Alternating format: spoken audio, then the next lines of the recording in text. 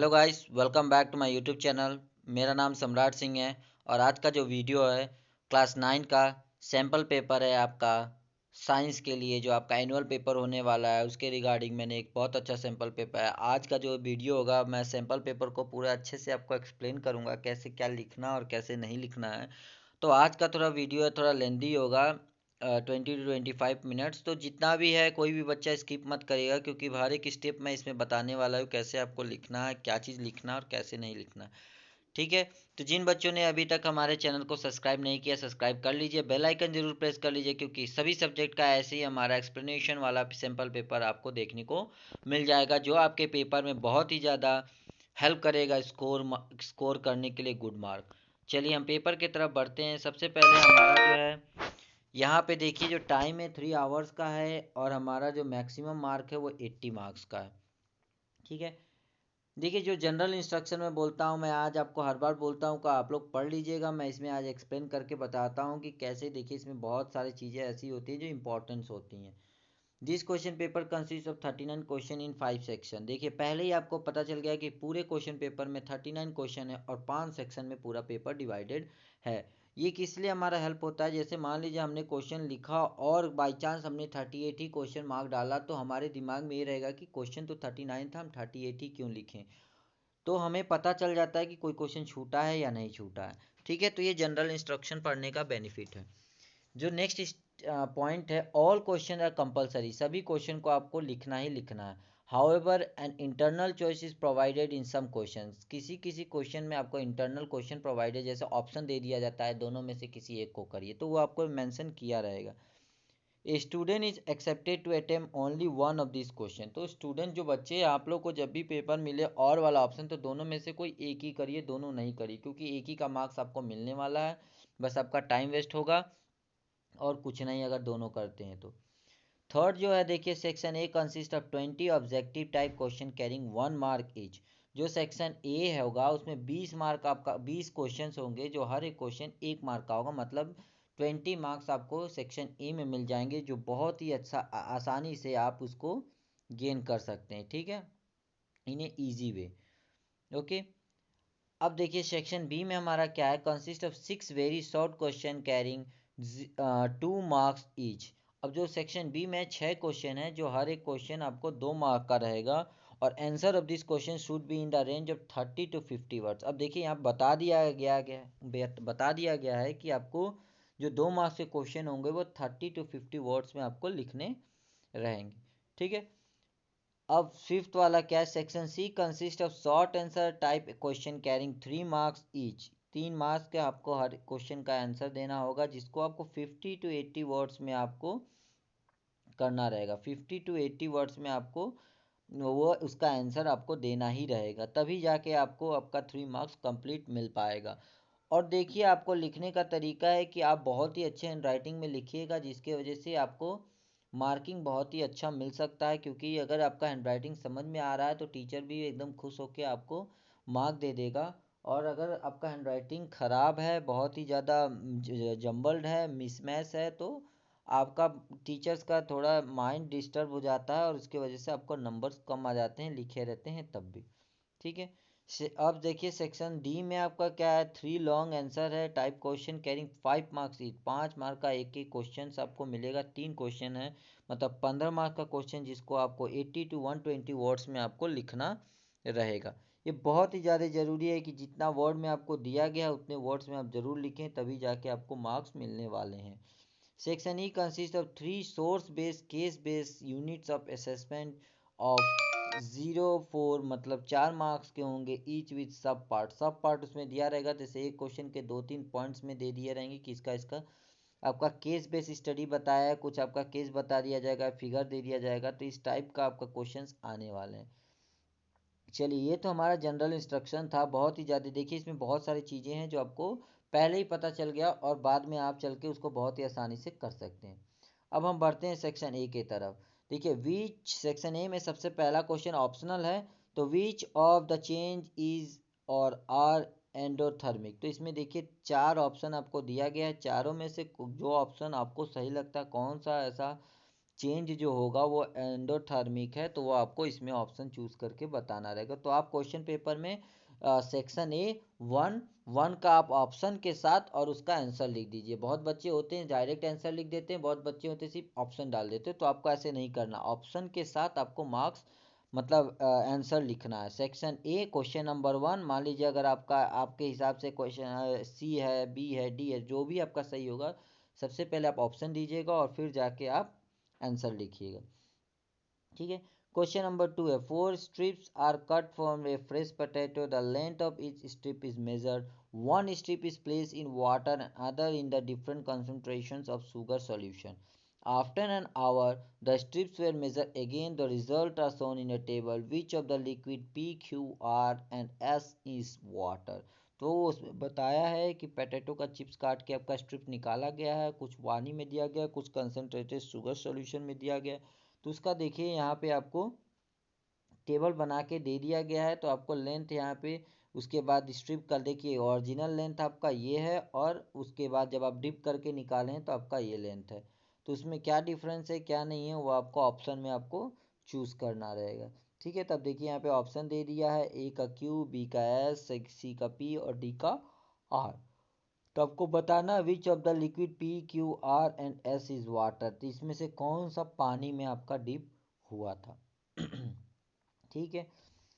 Question number 3, the water drop falls as a regular interval from a tap 5 minutes above the ground. The third drop is leaving the tap at instant the first drop touches the ground. इसका मतलब ये है, जैसे देखिए कोई भी टोटी है, टैप आपका खुला हुआ है, वाटर ड्रॉप फ्रॉम से regular interval from the tap 5 meter above the ground. ज़मीन से 5 मीटर अबव रखा गया है टैप का हाइट, और वहाँ से पानी कंटिन्यू वो ड्रॉप हो रहा है।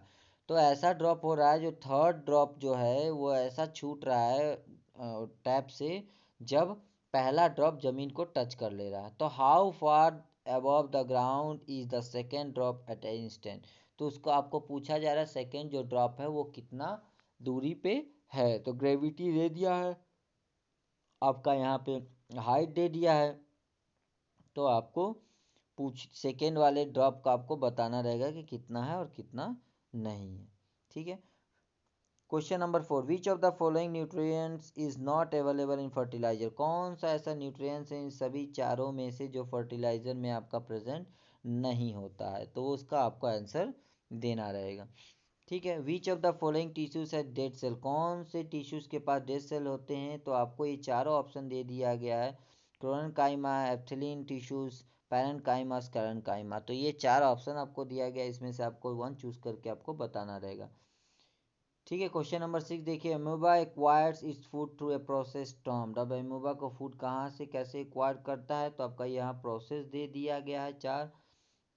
आपको उसमें बताना है कि कौन से प्रोसेस से आपको ये एक्वायर करता है अपना फूड। ठीक है। प्लाज्मोसिस है, एंडोसाइट्रिक्स है, बोथ एक्सोसाइट्रिक्स और एंडोसाइट्रिक्स, और लास्ट ऑप्शन दिया है एक्सोसाइट्रिक्स। तो आपको इसमें बताना है कौन कौन से ऑप्शन आपके हो सकते हैं। ठीक है। क्वेश्चन नंबर 7 है, calculate the formula unit mass of ZnCl2 nearest approximation. मतलब आपको अंदाज़ा मतलब सबसे क्लोजेस्ट वाला अप्रॉक्स में आपको बताना है कि उसका फॉर्मूला का यूनिट मास क्या है। ठीक है ना। क्वेश्चन नंबर 8 में देखिए, lignified, narrow, elongated and dead cell are found in. ये सारा चीज़ किस में आपको पाया जाता है। तो कोरेन्काइमा, फ्लोएम, स्क्लेरेन्काइमा, पैरेन्काइमा। आपको बताना है किस चीज़ में ये सब पाया जाता है। Question number 9, the water level is measuring cylinder before and after immersed a metal cube in it shown in the figure. देखिए फिगर में बताया गया है, ये इसमें मेजर किया गया है, इसके बाद इसमें एक मेटल बॉल डालने के बाद उसको मेजर किया गया है। तो क्वेश्चन क्या पूछा है, the volume of the metal cube, को मेटल जो क्यूब है उसका आपको वॉल्यूम बताना है। ओके। तो देखिए ऑप्शन दे दिया है, 18 सेंटीमीटर क्यूब, क्यूब में लगा है इसलिए देखिए मीटर क्यूब लगा दिया है, सेंटीमीटर सेंटीमीटर। ठीक है। 20 है, 24 है, 22 है, 18 है, आपको ये बताना रहेगा। Question number 10, a dancer is demonstrating dance step along a straight line. The position time graph of the dancer is given here. Time graph आपका यहाँ पे दे दिया गया, देखिए फिगर आपको बहुत ही अच्छे से यहाँ पे बना के दिया गया, आप उसको देख सकते हैं। और यहाँ से आपको क्या निकालना है, the average speed for the dance step depicted by C और डी का आपका जो भी आपका डांस स्टेप का एवरेज स्पीड है वो आपको बताना रहेगा। ठीक है। Question number 11, which of the following correct represent the electronic distributions in the M G atom. M G atom में कौन सा एक कॉन्फ़िगरेशन आपको बताया गया है, जैसे आप पढ़े होंगे जे एल के एल, ये वाला आपने ऑप्शन पढ़ा होगा, कौन से ऑर्बिट में कितने रहते हैं, तो वो सारा चीज़ आपको इसमें बताना है कि एम जी एटम्स में कौन कौन से आपका इलेक्ट्रॉनिक डिस्ट्रीब्यूशन किस हिसाब से डिस्ट्रीब्यूट हुआ है। Question number 12, tendons help to connect. अब टेंडन्स क्या हेल्प करता है कनेक्ट करने में, मसल्स टू बोन करता है, बोन टू बोन करता है, या मसल्स टू मसल्स करता है, बोन टू कार्टेज करता है। ठीक है, ये सारा चीज़ आपको मैं बता रहा हूँ बार बार कि आपको क्वेश्चन आज मैं एक्सप्लेन कर रहा हूँ, क्वेश्चन का हिंदी बता रहा हूँ और आपको ऑप्शन बस बताना रहेगा। मैंने इसका सॉल्यूशन भी दे दिया है, सॉल्यूशन का टेंशन मत लीजिए, सॉल्यूशन आपको मिल जाएगा, लिंक डिस्क्रिप्शन में आपको देखने को मिल जाएगा, तो आप वहाँ से जाके देख सकते हैं। ठीक है, तो आपका ये रहेगा कि मैंने आज एक्सप्लेन इसलिए किया, मैं एक्सप्लेन का मतलब है कि बहुत बच्चों को समझ में नहीं आता क्वेश्चन कैसा है, क्वेश्चन किस हिसाब से है, तो उस सारे चीज़ मैं एक्सप्लेन कर दे रहा हूँ। थोड़ा मैं अब थोड़ा फास्ट करूँगा थोड़ा, क्योंकि बहुत लेंदी पेपर हो जाएगा तो टाइम आपका ज़्यादा हो जाएगा तो इसकी वजह से मैं थोड़ा जल्दी जल्दी पढ़ के आपको समझाता हूँ। ठीक है, the question number 13, the well defined nucleus is absent. जो न्यूक्लियस होता है वेल डिफाइंड, वो किस चीज़ में एब्सेंट होता है, तो आपको बताना है। प्रोकार्योटिक सेल में होता है, प्लांट सेल में, एनिमल सेल में, यूकैरियोटिक सेल्स में। ठीक है। Question number 14, which one is a physical change. कौन सा इसमें से एक फिजिकल चेंज है, दो चेंज होते हैं, केमिकल एंड फिजिकल चेंज, तो उसको आपको बताना है। देखिए जिस हिसाब से आपको टॉपिक पढ़ना है, जैसे मान लीजिए इस क्वेश्चन में आ गया फिजिकल चेंज, तो आपको इसके रिलेटेड दोनों पढ़ लेना है, केमिकल चेंज भी आपको पढ़ लेना है और फिजिकल चेंज भी आपको पढ़ लेना है। ठीक है ना, ये नहीं कि आपको बस फिजिकल आ गया तो फिजिकल, कुछ भी आ सकता है पेपर में, फिजिकल चेंज भी आ सकता है, केमिकल चेंज भी आ सकता है। तो जो भी मैंने टॉपिक दिया है तो उसका आपको क्या करना है, उसके बारे में आपको समझ लेना है और पढ़ लेना है कि क्या चीज़ है उसके रिलेटेड भी। Question number 15, a food sample turn black blue black after addition a few drops of iodine solution. एक जो सैंपल है फूड का वो किस में बदल जाता है, ब्लू ब्लैक कलर में, कब बदल जाता है, आयोडीन सॉल्यूशन में उसको ड्रॉप किया जाता है। तो सैंपल में क्या होना चाहिए, स्टार्च होता है, प्रोटीन होता है, फैट होता है, ग्लूकोज होता है, जिसके वजह से ये अपना कलर ब्लू ब्लैक में बदल जाता है। Question number 16, dash are related to the duration of sunlight. ये लोग सनलाइट के ड्यूरेशन के हिसाब से हैं, तो इसको आपको बताना है कौन कौन से हैं कौन कौन से नहीं। ठीक है, सारा ऑप्शन आपको यहाँ पे दिया गया है, आप उसको देख सकते हैं। बस आज क्वेश्चन का मतलब मैं इसको एक्सप्लेन कर दूंगा कैसे। देखिए यहाँ पे रीजंस भी दे दिए हैं, असर्शंस भी दे दिए हैं। An object may have an acceleration even if it is moving with a uniform velocity. Reason क्या है, an object may be moving with a uniform velocity but it may be changing it direction of motion. Uniform velocity में चल तो रहा है लेकिन direction of motion उसका बदल रहा होगा। तो देखिए इसमें क्या है, ऑप्शन दे दिया है, बोथ ए बी है या बोथ। ठीक है, तो इसमें आपको कोई एक है या ए फॉल्स है या ट्रू है, तो आपको उसको बताना रहेगा। ठीक है, सेम वैसे ही आपका ऊपर भी है। सेकंड 18 क्वेश्चन में भी सेम वही क्वेश्चन उसी टाइप के हैं। Evaporation of splitting from the skin make the skin feel cool. ठीक है, इवोपरेट होता है तो हमारी स्किन का जो होता है वो कूल महसूस होता है। और सेकंड रीजंस क्या है, it leverage the latent heat of vaporisation from the skin. It latent जो हीट होता है वो रिलीज करता है, कैसे, vaporisation from the skin, skin से वेपराइजेशन आपको पता है, इवोपरेशन जो होता है इसी का प्रोसेस है ये। ठीक है, तो इसमें देखिए दे दिया है both a and r are true but r is not the correct explanation of it। a is a true but r is false। तो आपको इसमें ऑप्शन आपको बताना रहेगा कौन किसका सही है।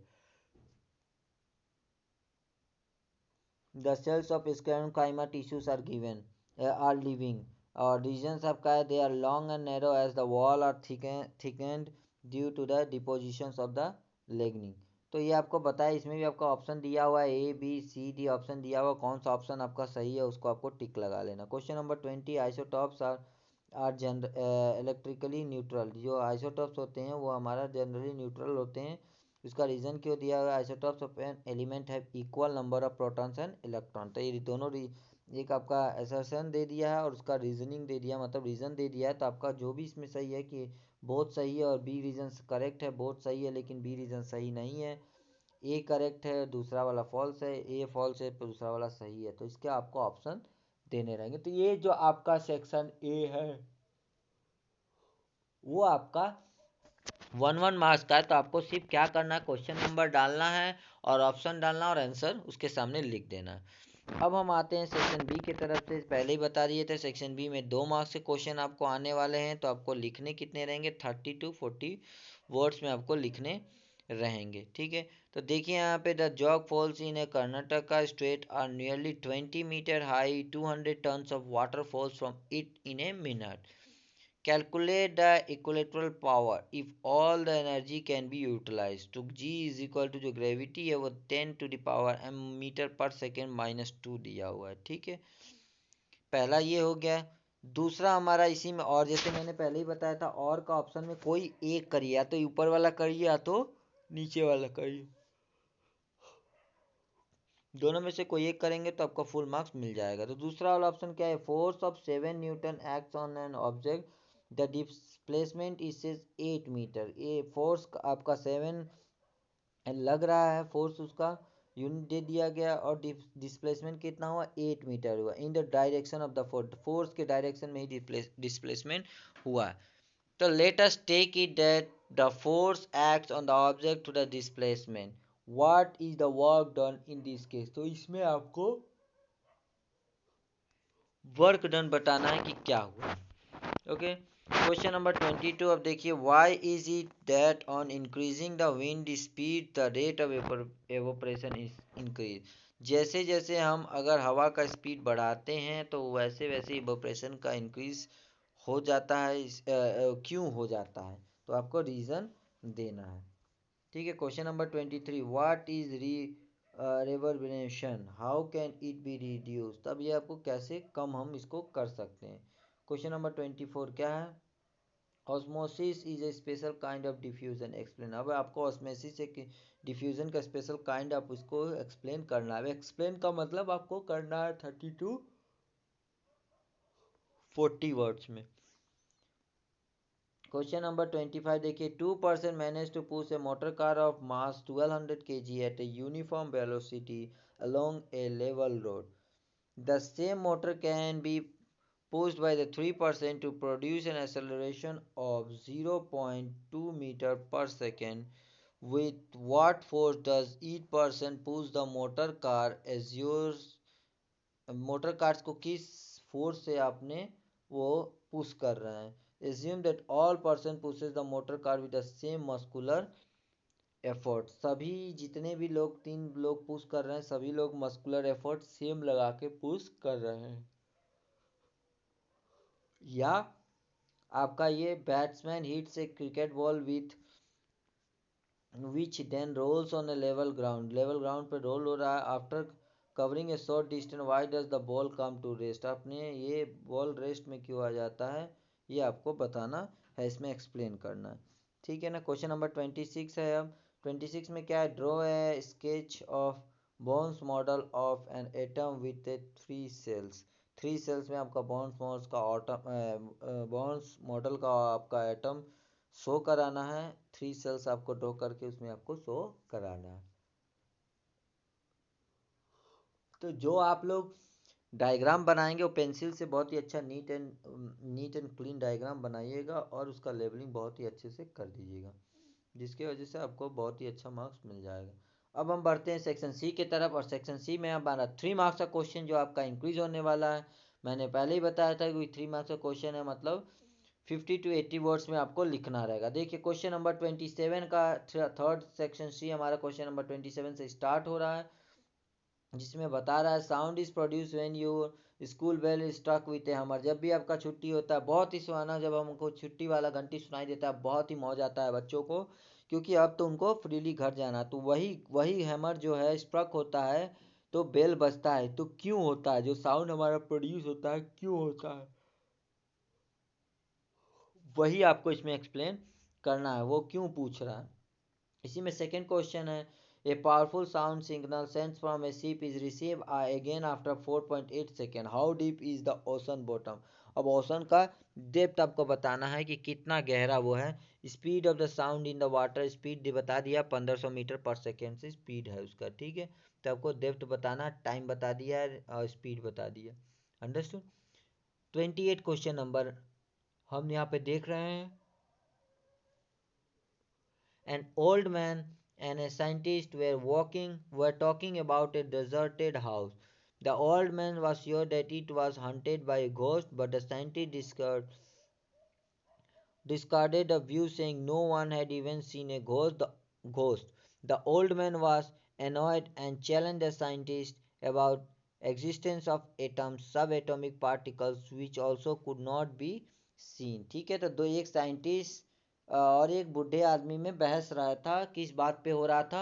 एक डेजर्टेड हाउस, मतलब जो हंटेड हाउस में हम लोग जैसे होता है जो खराब हो चुके हैं, या ऐसा जो हम लोग मूवी वूवी में देखते हैं ना, बहुत सारी चीज़ें ऐसी होती हैं जो बोलता है भूतिया घर, उसी टाइप के घर के बारे में दोनों बात करते हैं. तो ओल्ड मैन कहता है कि ये किसी भूत से हंटेड हुआ है, मतलब कब्जा हुआ है, या उसमें वो लोग रहते हैं, वास करते हैं. ठीक है, लेकिन साइंटिस्ट ने क्या बोला?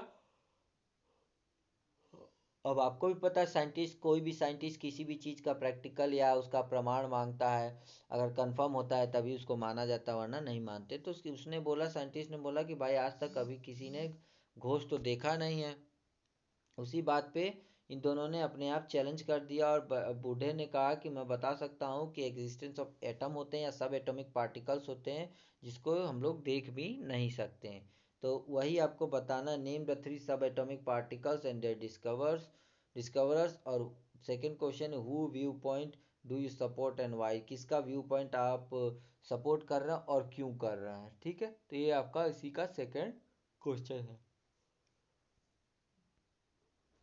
चलिए आगे देखिए, क्वेश्चन नंबर 29 पे है, right A short note on a uniform circular motion. Circular motion पे आपको शॉर्ट नोट लिखना है 50 से 80 वर्ड में, या दूसरा क्वेश्चन ऑप्शन इसी में है. A train is travelling at a speed of इतना, brakes are applied so as to produce uniform retardation of 0.5 metre पर सेकेंड. आपका यहाँ देखिए टाइम दे दिया, find how far the train will go for, distance दे दिया है, स्पीड दे दिया है, टाइम दे दिया, आपको डिस्टेंस निकालना है, सभी को पता है. बहुत ही अच्छा सिंपल सा फॉर्मूला है. देखिए जब भी ऐसा क्वेश्चन आपके पास आते हैं कि आपको एक तो थ्योरी में लिखना रहता है और एक आपको क्वेश्चन सॉल्व करना रहता है, तो इसमें सबसे पहले देखा करिए आपको क्वेश्चन सॉल्व करने, अगर आपको आता है तो सबसे बेस्ट आप क्वेश्चन सॉल्व करिए, क्योंकि उसमें आपको 80 टू 50 टू 80 वर्ड्स लिखना रहेगा, और इसमें अगर 2 लाइन या 3 लाइन में भी आंसर आ जाता है तब भी आपको फुल मार्क्स मिलने वाले हैं, क्योंकि इसका सॉल्यूशन ही उतना रहता है. तो सबसे पहले आप सॉल्यूशन पे ध्यान दिया करिए, थ्योरी पे नहीं. अगर आपका सॉल्यूशन आपको आता है तो आप सॉल्यूशन पे ही फोकस करिए और उसी को करिए. ठीक है, अब देखिए क्वेश्चन नंबर 30, आपका कुछ फिगर्स यहाँ पे बना के दे दिया गया है. Figures on a conveying belt. Conveying belt आपको मतलब जो जैसे आटा चक्की का आप देखे होंगे, एक साइड से दो साइड से आपका व्हील लगा रहता है और चलता है, तो आगे पीछे उसमें बढ़ता रहता है. ठीक है, तो उसी टाइप का देखिए यहाँ पे फिगर बहुत अच्छे से बना के आपको दिखाया है किस टाइप का फिगर है. तो फिगर को अच्छे से स्टडी करिएगा. और the belt is driven by the motor. अब देखिए वो मोटर से वो बेल्ट, जैसे आपका ये रहता है ना, मशीन्स रहते हैं, एक इधर रहता है, एक इधर रहता है, इस पर ऐसे बेल्ट चढ़ा रहता है. तो जब भी आप मशीन चलाएंगे या मोटर चलाएंगे तो ये बेल्ट पूरा अपने आप एंटी क्लॉकवाइज या क्लॉकवाइज वो ऐसे ऐसे घूमता रहेगा उसके व्हील्स के ऊपर. ठीक है, तो ऐसे ही, तो इसी टाइप में आपको बता दिया गया, और उसके अकॉर्डिंग आपको क्वेश्चन पूछा, state 3 types of energy other than gravitational potential energy into which the electrical energy supplied to the motor is converted. ठीक है, इसमें से आपको बताना है किस टाइप का 3 टाइप्स ऑफ एनर्जी बताना, जो ग्रेविटेशनल पोटेंशियल एनर्जी नहीं हो, अदर देन बोला है. ठीक है, वो नहीं हो, into which electrical energy supply to the motor is converted, जिसमें आपका इलेक्ट्रिकल एनर्जी सप्लाई होता है और मोटर से बदलता है, वो वाले आपको 3 एनर्जी बताने हैं. ठीक है, इसी का सेकंड क्वेश्चन क्या है, the mass of the package is 36 kilometre. जो आपका वजन है वो 36 केजी का है. Calculate the increase in the gravity potential energy of the package when it raised through the vertical height of इतना है. हाइट ऑफ इतना पे अगर इसको रेस किया जाए तो उसको आपको बताना है कि ग्रेविटेशन का जो पोटेंशियल एनर्जी वो कितना इंक्रीज हो जाएगा. ठीक है ना. थर्ड क्वेश्चन इसी का, the package is raise to the vertical height of, इतना पैकेज को वर्टिकली उठाया जा रहा है 2.4 मीटर इन कितना सेकेंड, 4.4 सेकेंड में। तो calculate the power needed to, तो आपको पावर इसमें कैलकुलेट करना, सीधा सीधा क्वेश्चन में पूछा जा रहा है। Assume that the power available to the raised package is constant. A package of mass greater than 36 kg is raised to the same height. Suggest explain the effect of the increase of, वही चीज़ है, power available है, किसी भी package को उठाना है, raise करना है, package of mass greater than 36 kg is raised through the same height, same height से रेस किया गया है। तो suggest and explain the effect of this in, क्या suggest explain the effect of this increase in mass on the operation of the belt, belt पे अगर ऐसा करते हैं तो उसका हमारा जो वजन है वो बढ़ जाता है, क्यों, इसी को आपको एक्सप्लेन करना रहेगा, ठीक है ना। नेक्स्ट आगे देखते हैं हम, इसी का question number 4। Assume that the power available to the rise package is constant. A package of mass greater than 36 kg is raised to the same height. Same height से आपको 36 kg का वजन उठाया जा रहा है। Suggest explain the effect of this increase in mass on the operation of the belt. Operation जो belt से किया जाए तो उसमें इंक्रीज जो मास हुआ है तो इसी के बारे में आपको एक्सप्लेन करना है, ठीक है। क्वेश्चन नंबर 31 की तरफ देखिए। क्वेश्चन नंबर 31 में भी आपका कुछ फिगर्स बना के दे दिया गया है और आपको बस इसको इसके अकॉर्डिंग ये 3 क्वेश्चन है, आपको उसको करना है। The velocity time graph of an object of a mass, object of a mass का ऑब्जेक्ट ऑफ मास दे दिया गया 50 gram, it's shown in the figure, figure में आपको दे दिया गया है। फिर क्या है, उसके observe the graph carefully, graph carefully and answer the, calculate the force on the object in the time interval, आपको फोर्स बताना है 0 से 3 सेकेंड के बीच में जो हमारा फोर्स लगा है इसमें आपको बताना, तो फोर्स का फॉर्मूला इसमें लग जाएगा। Calculate the force on the object in the time interval,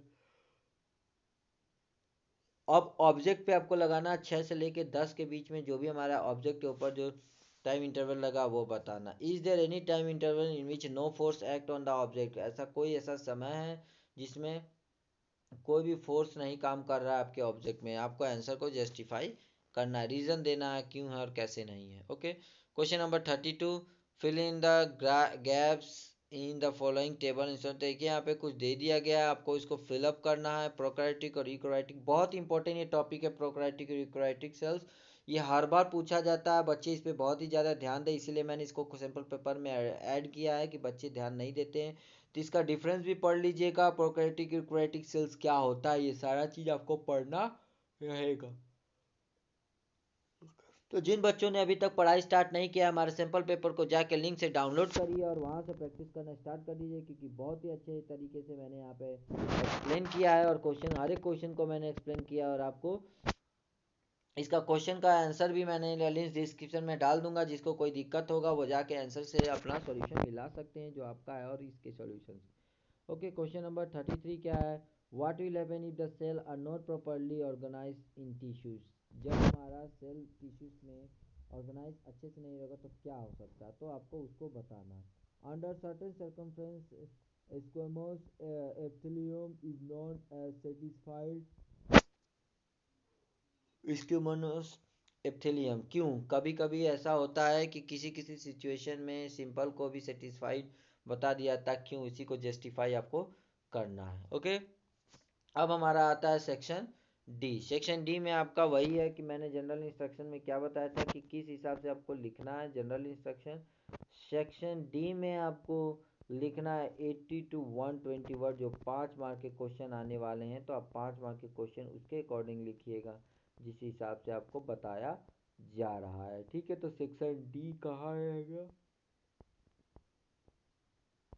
section D में आपको देखिए और का भी ऑप्शन आपको दिया जा रहा है। तो यहाँ क्वेश्चन नंबर सबसे पहला सेक्शन डी का क्वेश्चन नंबर 34 है, the weight of any person on the moon is about 1/6 time that of the, ये बहुत बार पूछा गया क्वेश्चन और ये मैक्सिमम टाइम आता ही है अर्थ वाला, तो इसको जरूर अच्छे से पढ़ के जाइएगा किस हिसाब से सॉल्व होता है और किस हिसाब से, बहुत ही ज़्यादा इंपॉर्टेंट क्वेश्चंस मैंने इसमें अपलोड किया है, तो आप उसके अकॉर्डिंग पढ़िएगा जरूर, बहुत ही ज़्यादा मेहनत करिएगा, क्योंकि अभी तक तो आप किए नहीं हैं लेकिन अब पूरे फोकस करिए उसके पढ़ाई के ऊपर। He can lift a mass of 15 kg on the earth, earth पे 15 kg उठा सकता है। What will be the maximum weight which can be lifted by same force applied by the person on the moon. अब moon का पूछा जा रहा है कि सेम फोर्स से अगर हम उठाते हैं तो कितना वजन का वहां पे हम सामान उठा लेंगे। ठीक है, इसी का दूसरा ऑप्शन दिया है। A cube of side 5 centimetre is immerse in water and then it is saturated salt solution, in which case will it experience a great buoyant force. ठीक है, बायोंट फोर्स किसमें आपका ज़्यादा आपको शो करेगा। ठीक है ना, if each side of the cube is reduce to 4 centimetre and then immerse in water, what will be the. ठीक है, अगर हम चारों ओर से 4 सेंटीमीटर कम कर देते हैं और उसके बाद इमर्स करते हैं तो देखिए उसका क्या इफेक्ट पड़ने वाला है। और किस फोर्स पे experience by the cube is called the first case of the water. पहला केस है वाटर का, give the reason for the each case, और हर एक केस का रीजन आपको बताना रहेगा। अंडरस्टूड। ठीक है, तो क्वेश्चन नंबर अब 36 के 35 यहाँ पे देखिए। 35 क्या, explain main functional reasons of a cell with the help of a diagram. Diagram के साथ फंक्शनल सेल का मेन फंक्शन क्या है वो आपको बताना रहेगा। दूसरा उसी का ऑप्शन है, write the main functions of at least 10 cell component. तो जो भी आपको इन दोनों में से आपको आता होगा तो और के ऑप्शन में आप वहाँ पे लिख सकते हैं। किसी एक ही को लिखिएगा क्योंकि टाइम कम रहता है और आपको लिखना ज़्यादा रहता है, इसीलिए आप किसी एक ही को लिखिएगा। दोनों लिखने से कोई बेनिफिट नहीं मिलने वाला है। ठीक है, अब देखिए question number 36। Iron filings and supply were mix together and different divided into two parts A and B. Parts A was heated strongly while part B was not heated. Dilute hydrochloric acid was added to both the part and evolution of gas was seen in both the cases. How will identify the gas evolve? तो ठीक है, यहाँ पे देखिए sulphur आपका iron filling जो है sulphur है मिक्स हो गया था और दो पार्टों में